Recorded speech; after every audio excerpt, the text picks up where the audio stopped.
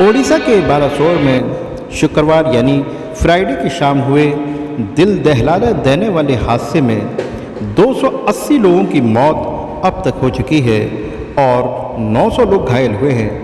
ये हादसा इतना भयानक था कि बेतहाशा भागते लोग, खून से सनी लाशें और चीखते कराते घायल लोग, ऐसा लग रहा था कि जैसे यहाँ कोई भीषण युद्ध लड़ा गया हो। एक तरफ ये दिल दहलाने वाले मंजर हों, दूसरी तरफ लोगों के मन में ये सवाल भी कम नहीं कि शुक्रवार की शाम जैसे ही ये रेल हादसा सामने आया तो पहले एक मालगाड़ी और एक एक्सप्रेस ट्रेन की टक्कर की खबर सामने आई। उस हादसे के थोड़ी देर बाद जब ये पता चला कि टक्कर 2 नहीं 3 ट्रेनों में हुई है तो ये लोगों के लिए चौंकाने वाली बात थी कि आखिर 3 ट्रेनों में आपस में टक्कर कैसे हो सकती है। जुमे की शाम से लेकर हादसे में मरने वालों के बढ़ते आंकड़ों के बीच ये सवाल तैरता रहा कि आखिर ये 3 ट्रेनें आपस में टकराईं तो कैसे टकराईं। चश्मदीदों के मुताबिक हादसे के वक्त आउटर लाइन पर एक मालगाड़ी खड़ी थी। हावड़ा से आ रही कोरमंडल एक्सप्रेस जो कि चेन्नई जा रही थी, बहनगा बाजार से 300 मीटर पहले डीरेल हो गई। हादसा इतना भयानक था कि कोरोमंडल एक्सप्रेस का इंजन मालगाड़ी पर चढ़ गया। इसी के साथ कोरोमंडल एक्सप्रेस ट्रेन की पीछे वाली बोगियां तीसरे ट्रैक पर जा गिरीं। तभी उसी वक्त तेज रफ्तार से आ रही हावड़ा बेंगलुरु एक्सप्रेस ट्रैक पर पड़ी कोरोमंडल एक्सप्रेस की बोगियों से बहुत तेज़ी से टकराई।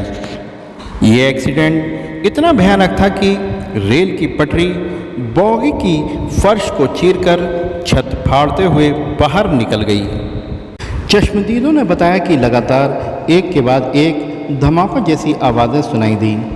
मौके पर पहुंचकर देखा तो ट्रेनें डीरेल पड़ी हैं और लोहे, स्टील, मेटल के बेतरतीब ढेर के अलावा कुछ नहीं था।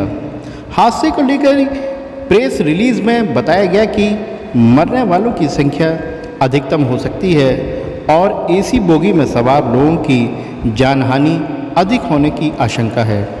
इतने बड़े हुए हादसे और 280 से ज़्यादा मौतों के बाद अब सवाल ये आता है कि आखिर वो कवच सुरक्षा प्रणाली का क्या हुआ, जिसके बारे में रेल मंत्री एक वीडियो में कवच सुरक्षा तकनीकी के बारे में बताते नज़र आ रहे थे, जिसके बारे में इतने लंबे चौड़े दावे किए जा रहे थे कि जिसके बारे में बताया जाता है कि कवच सुरक्षा प्रणाली खतरे पर सिग्नल पार करने और टक्कर रोकने के लिए हैं, जिसके बारे में कहा जाता है कि ये 2 इंजनों के बीच टक्कर को रोकने में सक्षम है।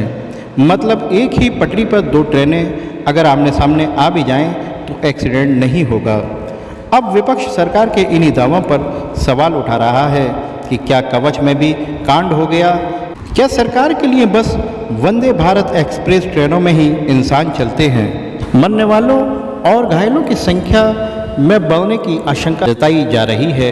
रेस्क्यू ऑपरेशन जारी है, जिसमें एनडीआरएफ की 7 टीमें, Odisha disaster rapid action force unit की 5 टीमें और अग्निशम और आपातकालीन यूनिट की 24, मेडिकल टीम 100 से ज़्यादा, एम्बुलेंस 200 से ज़्यादा और राहत अभियान की निगरानी खुद सीएम कर रहे हैं।